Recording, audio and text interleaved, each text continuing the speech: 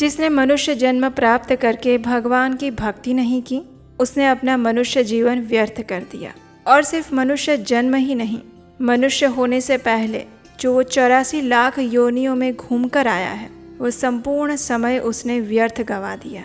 और इसीलिए हमारे शास्त्र बार बार एक मनुष्य को यही सलाह देते हैं कि इस मनुष्य जन्म को प्राप्त करके प्रत्येक व्यक्ति को अपना सर्वश्रेष्ठ कर्तव्य करना चाहिए। और सबसे पहला कर्तव्य है स्वयं के प्रति आत्म उन्नति का कर्तव्य, आध्यात्मिक प्रगति का कर्तव्य, अपने अस्तित्व को पहचान कर भगवान के शरण में जाने का कर्तव्य।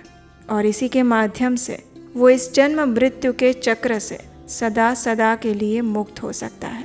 अन्यथा न जाने कई हजारों लाखों करोड़ों युगों से हम इस प्रकार अनेक योनियों में भटक रहे हैं।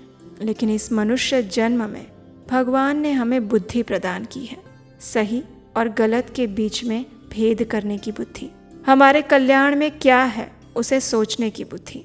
और उसके ऊपर भी उन्होंने शास्त्र दिए हैं, अत्यंत विद्वान ऋषि मुनि दिए हैं, जिनके मार्गदर्शन में रहकर हम इस मनुष्य जीवन को सफल बना सकते हैं। और इसी विचार के साथ चलिए आज की श्रावण मास कथा आरंभ करते हैं। सनत कुमार ने कहा, हे महादेव, श्रावण मास के वारों के सभी व्रतों को आपने मुझे कह सुनाया, लेकिन आपके वचन अमृत का पान करके अभी भी मेरी तृप्ति नहीं हो रही है। हे प्रभु, श्रावण मास के समान अन्य कोई मास नहीं है, ऐसा मुझे प्रतीत होता है।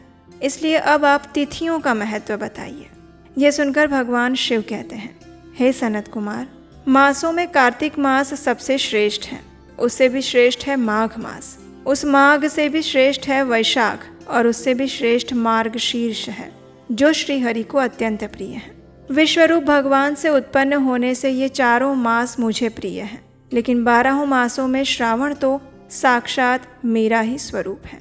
श्रावण मास में सभी तिथियां व्रत युक्त हैं, फिर भी मैं उनमें प्रधान रूप से कुछ उत्तम तिथियों का वर्णन सुनाता हूँ। सबसे पहले मैं तिथि और वार से मिश्रित व्रत आपको बताऊंगा। श्रावण मास में जब प्रतिपदा तिथि के अंदर सोमवार आता है तो उस महीने में 5 सोमवार पड़ते हैं। उस श्रावण मास में मनुष्यों को रोटक नामक व्रत करना चाहिए। यह रोटक नामक व्रत 3.5 महीने का होता है। ये लक्ष्मी देवी की वृद्धि कराने वाला और सभी मनोरथों की पूर्ति करने वाला है। हे मुने, मैं उसका विधान बताऊंगा, आप सावधान होकर सुनिए। श्रावण मास के शुक्ल पक्ष में प्रतिपदा तिथि को जब सोमवार आता है, तब विद्वान प्रातः काल ये संकल्प करे कि मैं आज से आरंभ करके रोटक व्रत करूंगा। हे सुरश्रेष्ठ, हे जगत गुरु, मुझ पर कृपा कीजिए। तत्पश्चात अखंडित बिल्व पत्रों, नीलोत्पल, कमल पुष्प, कलहार पुष्पों, चंपा, मालती के पुष्पों, कुविंद पुष्पों, आक के पुष्प, उस ऋतु और काल में होने वाले अनेक प्रकार के अन्य सुंदर पुष्पों, धूप, दीप, नैवेद्य और अनेक प्रकार के फलों से शूलधारी महादेव की प्रतिदिन पूजा करनी चाहिए। विशेष रूप से रोटकों का प्रधान नैवेद्य अर्पित करना चाहिए। पुरुष के आहार प्रमाण के समान 5 रोटक बनाने चाहिए। बुद्धिमान को चाहिए कि उनमें से 2 रोटक ब्राह्मण को दे, 2 रोटक का स्वयं भोजन करे और 1 रोटक देवता को नैवेद्य रूप में अर्पित करे। बुद्धिमान को चाहिए कि शेष पूजा करने के अनंतर अर्घ्य प्रदान करें। केला का फल, नारियल, जंबीरी नींबू, बीज पूरक, खजूर, ककड़ी, दाख, नारंगी, मातुलिंग, बिजौरा नींबू, अखरोट, अनार और अन्य और भी जो ऋतु में होने वाले फल हैं, वे सभी अर्घ्य दान में प्रशस्त करने चाहिए। उस अर्घ्य दान करने से क्या फल मिलता है, ये आप सुनिए। 7 समुद्र सहित पृथ्वी का दान करके मनुष्य जो फल प्राप्त करता है, वही फल विधान पूर्वक इस व्रत को करके पा सकते हैं। विपुल धन की इच्छा रखने वाले को ये व्रत 5 वर्ष तक करना चाहिए। इसके बाद रोटक नामक व्रत का उद्यापन करना चाहिए। उद्यापन कृत्य के लिए सोने तथा चांदी के 2 रोटक बनाएं। प्रथम दिन अधिवासन करके प्रातः काल शिव मंत्र के द्वारा धृत और उत्तम बिल्व पत्रों से हवन करें। इस विधि से व्रत के संपन्न किए जाने पर मनुष्य सभी वांछित फलों को प्राप्त करता है। हे सनत कुमार, अब मैं द्वितीया के शुभ व्रत का वर्णन करता हूँ। इसका श्रद्धापूर्वक पालन करने से मनुष्य लक्ष्मीवान और पुत्रवान हो जाता है। औदुंबर नामक ये व्रत सभी पापों का नाश करने वाला है। शुभ श्रावण महीना आने पर द्वितीया तिथि को प्रातःकाल संकल्प करके बुद्धिमान मनुष्य को विधि पूर्वक व्रत करना चाहिए। इस व्रत को करने वाला स्त्री हो या पुरुष, वो सभी संपदाओं का पात्र हो जाता है।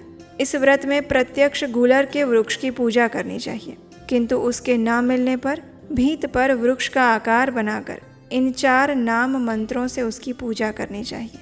हे उदुम्बर, आपको नमस्कार है। हे हेम पुष्पक, आपको नमस्कार है। जंतु सहित फल से युक्त और रक्त अंड तुल्य फल वाले, आपको नमस्कार है। इसके अधिदेवता शिव और शुक्र की भी पूजा गुलर के वृक्ष में करनी चाहिए। इसके 33 फल लेकर 3 बराबर भाग करें। उनमें से 11 फल ब्राह्मण को प्रदान करें, उतने ही 11 देवताओं को अर्पण करें और उतने ही स्वयं भोजन करें। उस दिन अन्न का आहार नहीं करना चाहिए।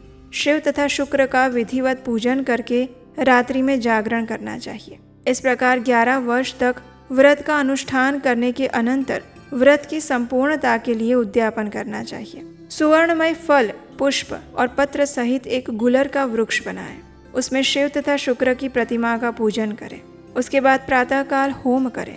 गुलर के शुभ, कोमल और छोटे छोटे 108 फलों से तथा गुलर की समिधाओं से तिल तथा धृत सहित होम करें। इस प्रकार होम कृत्य समाप्त करके आचार्य की पूजा करें। उसके बाद सामर्थ्य हो तो 100 अन्यथा 10 ब्राह्मणों को भोजन कराएं। हे वत्स, इस प्रकार व्रत किए जाने पर जो फल होता है वो अब सुनो। जिस प्रकार ये गुलर का वृक्ष बहुत जंतु युक्त फलों वाला होता है, उसी प्रकार व्रत करता भी अनेक पुत्रों वाला होता है और उसके वंश की वृद्धि होती है। ये व्रत करने वाला सुवर्णमय पुष्पों से युक्त वृक्ष की भांति लक्ष्मीप्रद हो जाता है। हे सनत कुमार, आज तक मैंने किसी को भी ये व्रत नहीं बताया था। गोपनीय से गोपनीय इस व्रत को मैंने आपके समक्ष कहा है।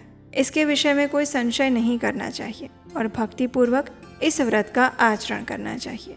और इस प्रकार स्कंद पुराण के अंतर्गत ईश्वर सनत कुमार संवाद में श्रावण मास महात्म्य में प्रतिपद रोटक व्रत द्वितीयोंदुम्बर व्रत कथन नामक 11वां अध्याय पूर्ण हुआ।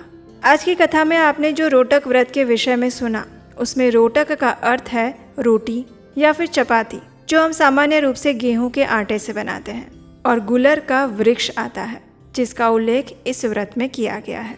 हमें आशा है कि आज की कथा आपको अच्छी लगी होगी और कथा के आरंभ में जो विचार हम आपसे साझा करते हैं वो आपको कैसे लगते हैं, यह हमें नीचे कमेंट बॉक्स में लिखकर ज़रूर बताइएगा।